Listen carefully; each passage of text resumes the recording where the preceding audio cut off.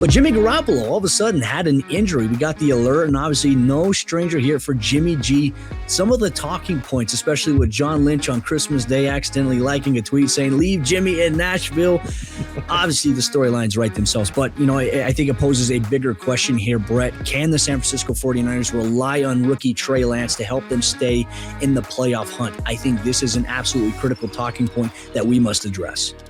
Yeah, I mean, the funny thing is John Lynch, his explanation was he liked that tweet accidentally while at Christmas Mass, which I thought was that's a stunning admission, I think. But to answer the question, man, I think, the challenge that the San Francisco 49ers are going to have is, no one is going to confuse Jimmy Garoppolo with Aaron Rodgers, with Patrick Mahomes, Tom Brady, or whomever. But what Kyle Shanahan has done in San Francisco is provided his quarterbacks with an optimal passing environment, right? The receivers get open. George Kittle gets open. It's schematically sound. And what Jimmy G has done, if not be elite, he's at least kept them on schedule. He can run that offense. He understands the scheme. He knows where everyone's supposed to go. He has pretty adequate throwing behavior. If the San Francisco 49ers, if they're pass catchers, you're talking Deebo Samuel, you're talking Ayuk, you're talking Kittle, those guys are so good. And all Jimmy G has to do is facilitate, right? He's got to be like a Rajon Rondo, right? Not an elite scorer, but can facilitate, can distribute the ball a little bit. The problem when you make this switch to Trey Lance, and a lot of teams have this problem, is Trey Lance and Jimmy Garoppolo are nothing alike. They have not a similar skill set. Trey Lance is certainly a much more mobile quarterback. He has a much bigger arm, but that's where things are going to get interesting, because what Trey Lance brings to this environment means that the pass catchers also have to adjust to a new thrower of the football. And when Trey Lance has been in these games early on in the season, when they were going kind of back and forth, when Jimmy got hurt and so on, Trey was a little bit erratic. He wasn't that great. Did he have some spectacular running plays? Of course he did. But this game is won by throwing the football, and Trey hasn't done that on a consistent basis early on. Now, Cody, I like your thoughts on this, because Kyle Shanahan said this week that this past month of practice was Trey's most consistent since he's been with the 49ers. Is that coach speak? I don't know. I'm interested in your take on that.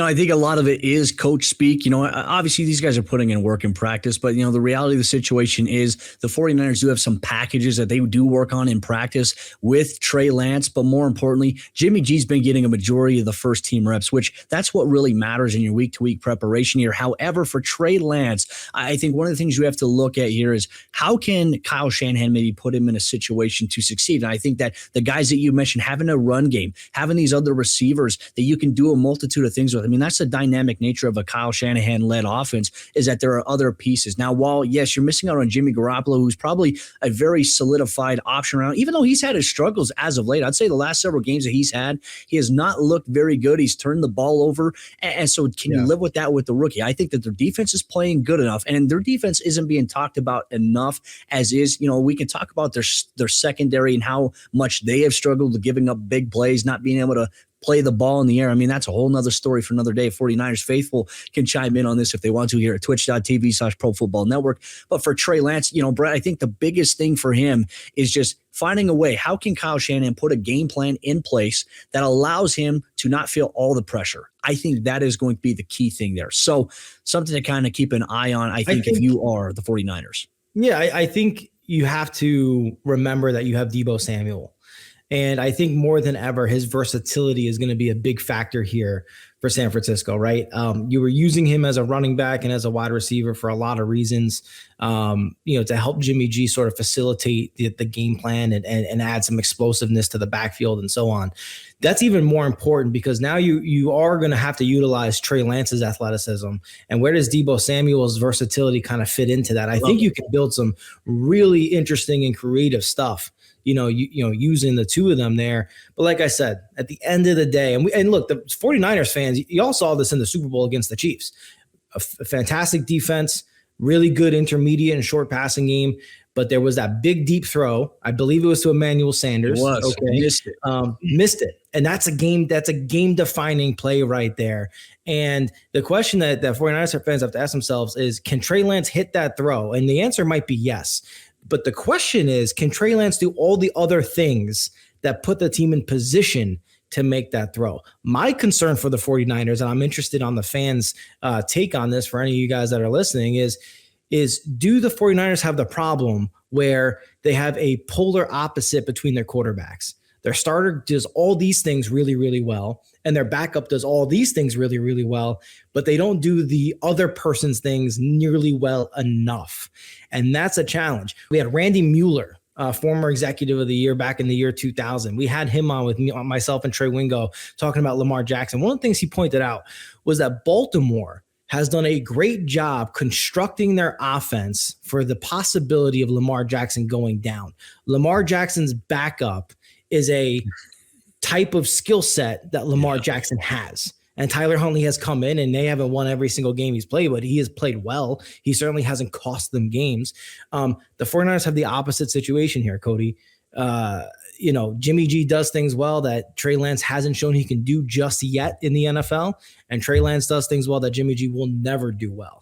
So you're asking to basically flip the environment. Well, and let me pose this question. Well, not really a question, this thought out here. If you're just now tuning in, you're wondering, why the heck are these two guys talking about Trey Lance here? Well, if you didn't know yesterday, obviously Jimmy Garoppolo popped up on the injury report here. It was reported Kyle Shanahan said that he could miss time with a torn ligament and a chipped bone in his right thumb. That's on his throwing hand. And for those of you that have ever gripped a football, you have to have that thumb for stability. It's tight grip. I mean, even just like gripping just normal things in general, you have to have that. And I think that if you can't grip a football effectively, that is a huge issue here for obviously Jimmy G. So they're going to have to figure out how to roll with Trey Lance. And look, we don't know for confirmation just yet whether or not Trey Lance will get the start and if Jimmy G is out, but his status has been quoted, as Adam Schefter said, in doubt. So I want to pose this as well here. Here's the scenario. We talk about, can the 49ers rely on them to keep them in the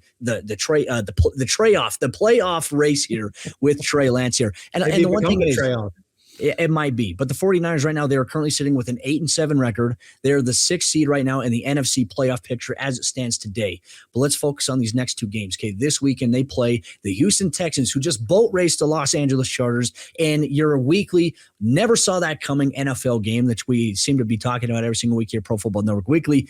And then they close out the season at the LA Rams. Now, I think that when we look at these two games here for the 49ers, you look at the teams that are below them. You have the Falcons, you have the Saints, who obviously just dealt with a loss on Monday Night Football to the Miami Dolphins.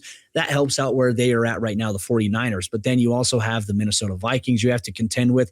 They're taking on the Green Bay Packers. So the best hope, and pretty much I think what can lock up a playoff spot here for the 49ers, if they win this weekend and Minnesota loses, they have a really good chance of maybe locking up that spot here. So something to look at. And then you look at the LA Rams game to end the regular season finale. You have to wonder, will the Rams play any of their starters in this game? Because the Rams, they've already more than likely locked up a playoff berth. Matthew Stafford, they don't want to get anybody hurt beforehand, especially as they deal with injuries to the running back position with Darrell Henderson going on injured reserve. So, this is very interesting here for the 49ers. And if they do get in, I wonder how much damage Trey Lance can do.